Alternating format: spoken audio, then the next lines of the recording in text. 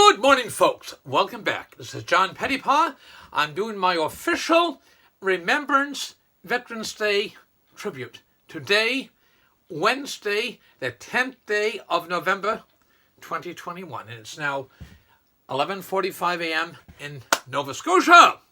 Recording from Nova Scotia, Atlantic Canada, just above the beautiful United States of America. Now, I want to start off by giving a quote on what my Remembrance Day, Veterans Day tribute is going to be called. Called Remembrance Day, Veterans Day, an attitude of gratitude. And I got that in the Daily TV Mass this morning.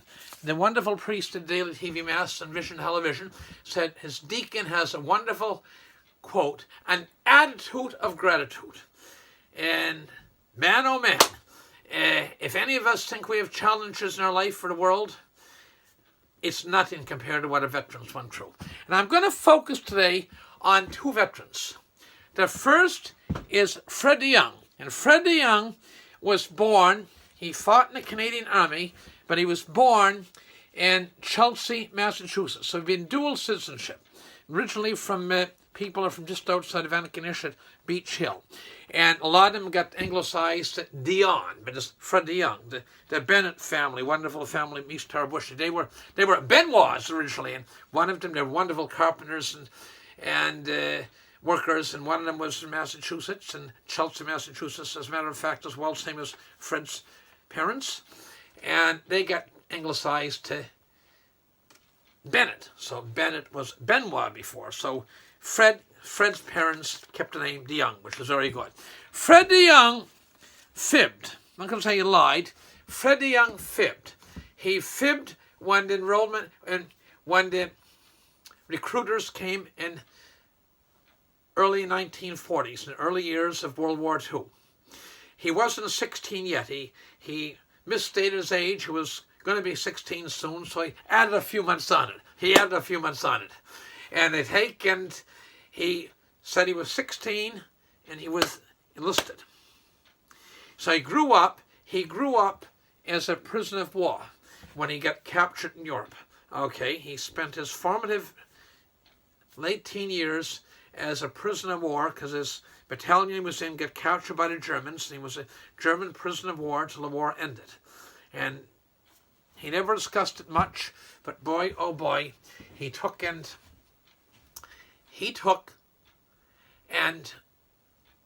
seen a lot, endured a lot, and he never complained.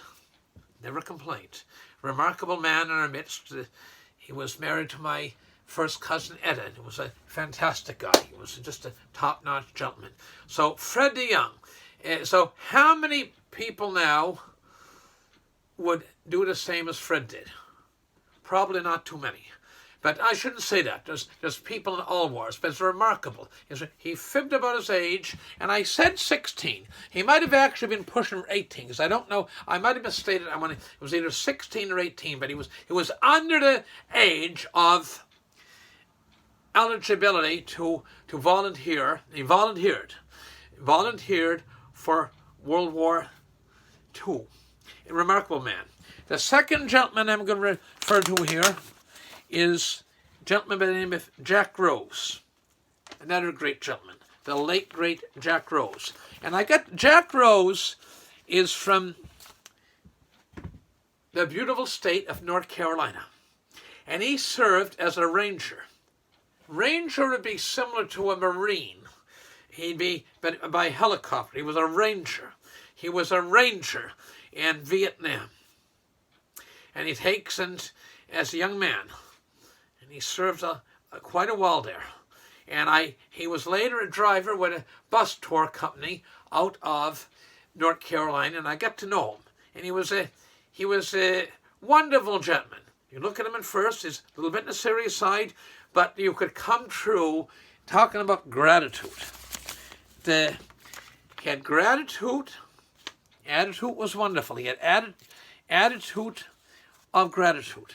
He was very kind to his passengers, guests on the bus, And it was just a solid, you could see in him. From the day you met him, you could see this man is a man of great character. In fact, one time his lovely wife came up with him.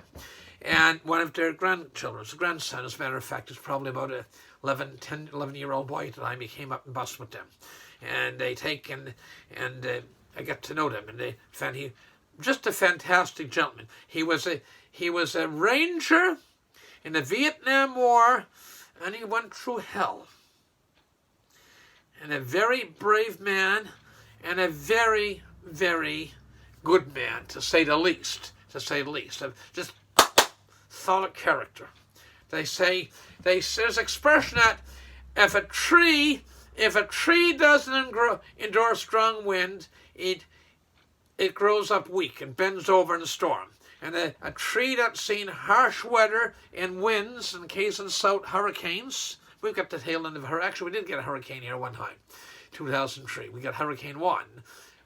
But a tree that doesn't endure pressure on it doesn't grow strong.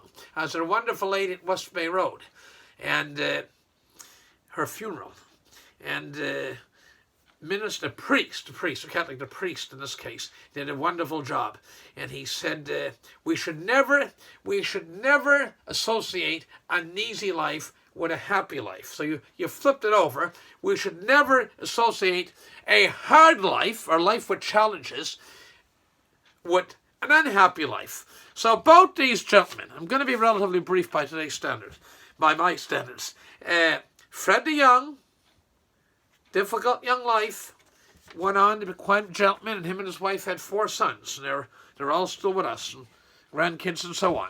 And they take in Mr. Jack Rose, Esquire, from Ranger in the Vietnam War, from the great state of North Carolina. They both endured great challenges in their life and went on and were very solid men and great citizens. Now, so that brings me full circle. None of us have anything to complain about, if you look at it in perspective. As the priest said this morning, his deacon has a wonderful expression he used during his homily in the Mass. An attitude of gratitude.